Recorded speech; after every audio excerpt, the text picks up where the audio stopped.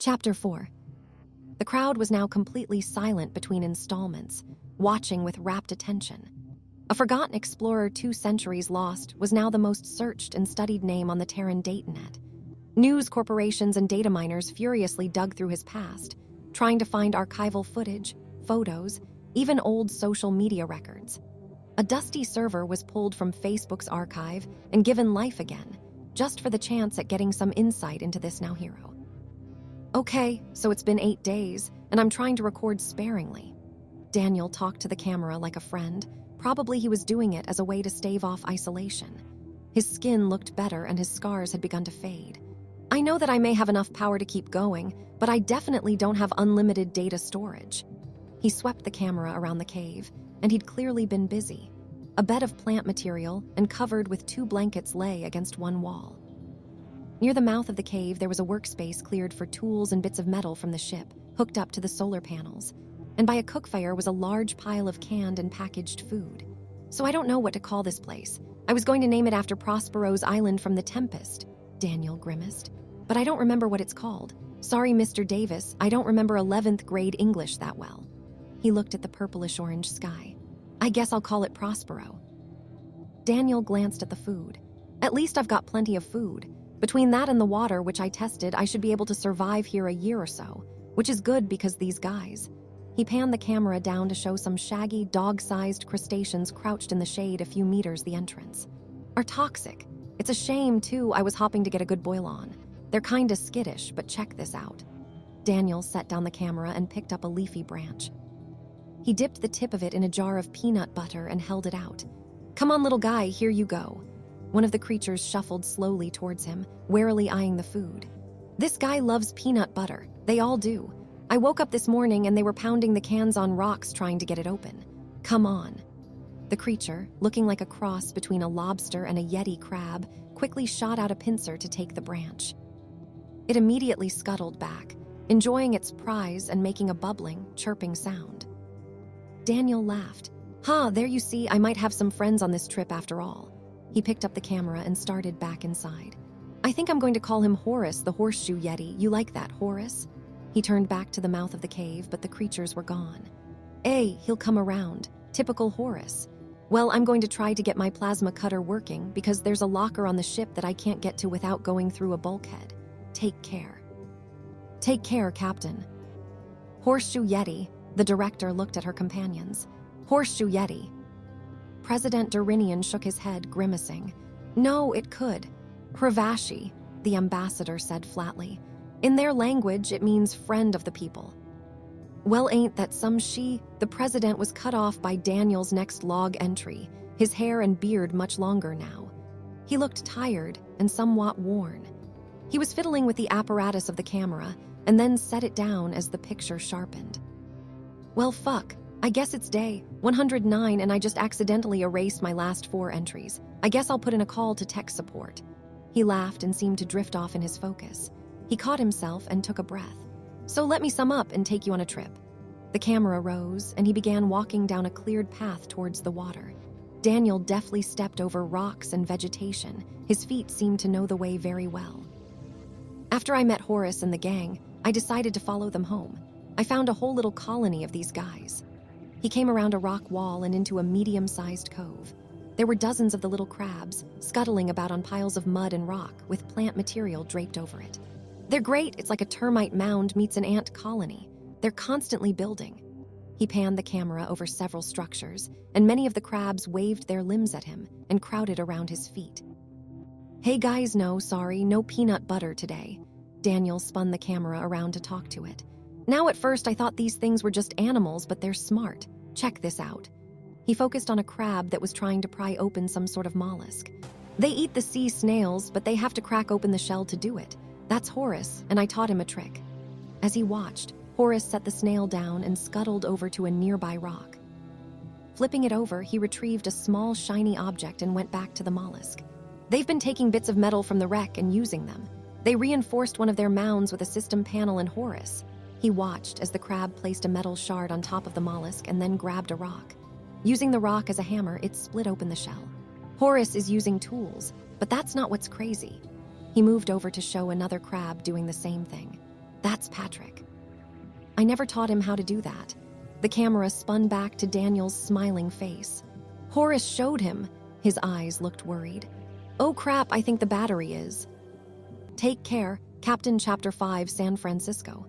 January 2297. The only sound heard was the chill breeze coming from the ocean and the crash of waves, intertwining with the low, pulsing music that was emanating from the data core. All eyes were on the display hovering above the crowd. Suster presided over his people. The progenitor teaches, the two tools of making. Lever and plane, both from his hands. All save the four holding the silver cask raised their arms. A shadow is rising. The progenitor stands fast. Suster called to them. The destroyer comes. Daniel brings hope. The ambassador shook his head in disbelief.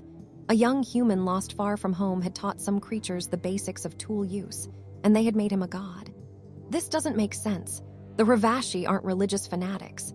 They handed down laws for peaceful conduct millennia ago. They decreed that all worlds should be freely visited and explored in friendship, and that destruction of another sapient would be answered in kind. He looked at the human dignitaries. Why revere this Daniel Garner for a gift of knowledge? It's stupid, Director Stewart smiled. I don't think the Hrovashi are stupid. Hush now, the president raised a hand. It looks like there's more. I want to hear about this shadow. He pointed to the display, which had gone to snow and then a picture. Daniel was there again, his hair having devolved into matted dreadlocks. He wore a vest made of upholstery material. Scavenged from the ship, no doubt, and around his neck, a pair of headphones still dangled, snaking to a battered player clipped to his shoulder. His same smile was still there, now weathered by the sun, and his left eye was milky white. It's been a while, mission log. How long, I don't know. I had a bad fever from infection and lost a few weeks, but based on this, he yanked on his hair, it's been over a year.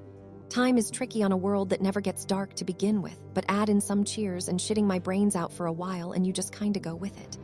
He heard a noise and turned. That's Horace and the gang. They follow me around a lot. They actually seem to want me to go somewhere with them. Since the camera is working again, I thought I'd bring you along. The image swayed as he picked it up. Static made the sound cut in and out as they went on their journey, giving glimpses of a primordial landscape. Ferns and fronds twisted up from rocky soil, and large winged insects flitted about. A few other crustaceans were in view, but mostly they stayed away from Daniel and the crabs. He pointed out a few fruits, and some of the rock formations, as if he was hosting a nature docu for a news network. Suddenly, he paused and a low roar and crashing sounds were heard.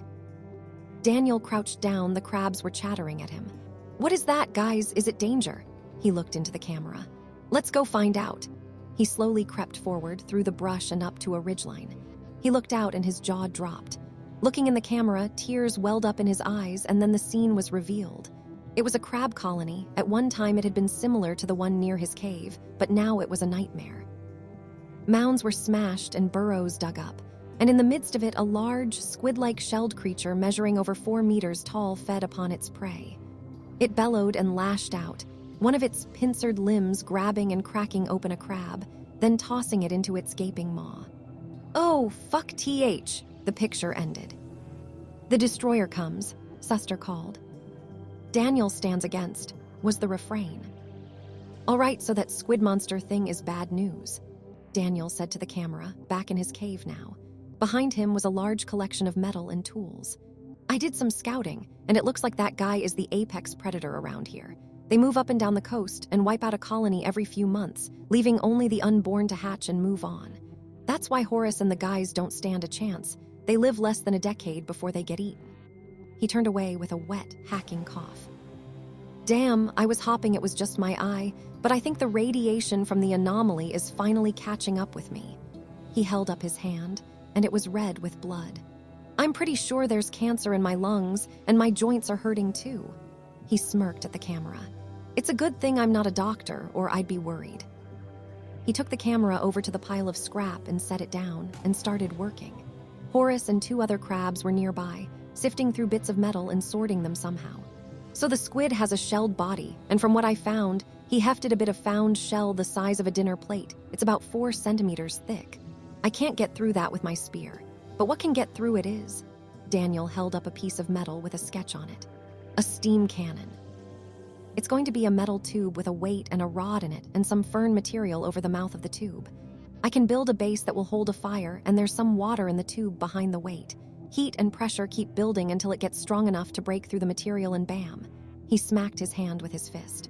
The rod should go straight through the shell. Looked down at the crabs. Are you guys paying attention? They crabs chittered. Good, because I'm not doing this twice. He reached down and rubbed their heads above their mandibles. You guys are the best friends a lost astronaut stranded in time and space could ask for.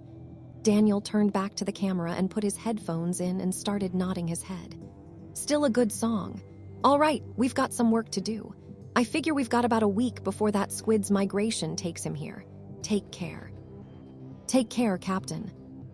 Now the crowd leaned in, watching more intently than ever. More than a few children had hidden their eyes when the monster tore apart that village. They didn't have long to wait. The display flickered to life once more. Daniel leaned over the camera, which was now pointed towards the mouth of the cave. Shit, it's early. He grabbed a smoking branch and put it into a metal canister, attached to a large tube. I missed my guess. A squid is attacking the village right now. Horace and a few of the guys have metal spears I made for them, but it won't be enough. Fuck. He poured water into the cannon from an empty can and loaded a wicked-looking spar of reinforcing from the Cortez. Daniel picked up his spear and stepped over the mess of tools left behind. I'm going to see if I can bring it this way, draw it to the cannon. And then he was gone. By sheer luck, or perhaps a force of destiny that deemed his work should be remembered, the recording continued. For 6 long minutes, the crowd watched the screen and heard deafening shrieks from near the beach and occasional muffled shouts. The noise grew closer and closer, and Daniel could be heard in the audio. Come on, you bastard. Come get me. I bet I taste good, you CTHULU-looking motherfucker. ARRRHHHHHH. And a great shriek echoed, the sound actually shaking some of the empty food cans. Daniel skidded into frame again, his body scraped and bruised, with a streaming head wound dripping over his dead eye. Yes, he gasped. Gently, gingerly, he turned the cannon slightly, then he looked up. No, where do you think you're going? Panting, he stood up. That's right, big boy, right here. No. Daniel picked up a heavy wrench and hefted it, smiling. One last time, he put in his headphones. Yeah, here we go. He glanced at the cannon and held the wrench high. All right, LETS fucking do this. And then the creature was on him. Its bulk was too large to be seen fully, but the crowd could hear Daniel's wrench clashing against its shell and his wordless screams. Suddenly, the cannon in the mouth of the cave jerked and flew backwards, knocking out the camera. The screen went black. Suster turned to the whole crowd. The destroyer fell to the progenitor. Our friend made US free. We honor the progenitor and remember. Take care, Captain. Chapter 6, the last chapter. The display turned off, and Suster looked at the assembled crowd. Some of them stood open-mouthed in disbelief. Others wiped tears away, and more than a few veterans nodded, respecting the sacrifice that they had just witnessed. Fuck yeah. The Undersecretary of Commerce muttered under his breath. The tall Hrovashi spoke to the crowd. The progenitor gave himself for the people as a true and lasting friend. He fell that day, but we lived on. The weapon of the progenitor protected one village, then 2, then the 8 villages of Sukath made the pact of building. We grew strong and safe and learned to defend ourselves against the wild. Our people continued for many years, living in the example of the progenitor. Defending others, inviting them to learn and to discover, and we honor him today. The 6 Hrovashi carrying the silver cask set it down and stepped away. Suster stepped down the stairs to the cask, waving his staff deliberately. That staff, Director Stewart pointed. That isn't a claw. The light glinted off the dull metal, and indeed the age-pitted metal wasn't a claw, but the wrench that they had seen Daniel hefting in his last moments. All the Hrovashi wore similar tools, a ceremonial weapon to honor the human who had died defending them. The music began to swell from the ship, and President Durinian turned his head slightly. The beat was speeding up and was starting to sound familiar. Wait, how many acolytes did they bring? 6 dozen. 72, sir. An aide reviewed the request. 72 companions, the word doesn't translate well, and their high priest. 73, then. the president asked. And they asked permission to fly and land the Enigma specifically in San Francisco by name. Ye, sir. But the aide was interrupted by the assembled Hrovashi beginning to sing in one voice. 73 men sailed up from the San Francisco Bay, rolled off of their ship. And here's what they had to say. We're calling everyone to ride along to another shore. We can laugh our lives away and be free once more. But no one heard them calling. No one came at all, 'cause they were too busy watching those old raindrops fall as a storm was blowing out on the peaceful sea. 73 men sailed off to history. Ride, Captain, ride upon your mystery ship. Be amazed at the friends you have here on your trip. Ride, Captain, ride upon your mystery ship, on your way to world that others might have missed. The Hrovashi continued to sing the chorus as the crowd joined in. Director Stewart shook her head. Oh gods, I can't even. But President Durinian smiled. As the melody washed over him, he wondered at the circumstance that music from pre-colonial Earth had served as the foundational belief for an interstellar empire that had lasted tens of thousands of years. A group of men had penned a song which had traveled further than any human experience had ever hoped to penetrate. He glanced at his aide's data link. It had parsed the lyrics and queried the composer. Surprisingly, this had been their only successful release. He wondered who still owned the rights to the song, because they were about to become wealthy beyond imagination. And it was fitting, he supposed, that Daniel Garner had had that song. He was a friend to those who needed one, and had invited them to explore and share with others. Take care, Captain, he thought, before joining in the singing. His journey of friendship across 22,000 years was done, and the race that he had called him friend was putting him to rest.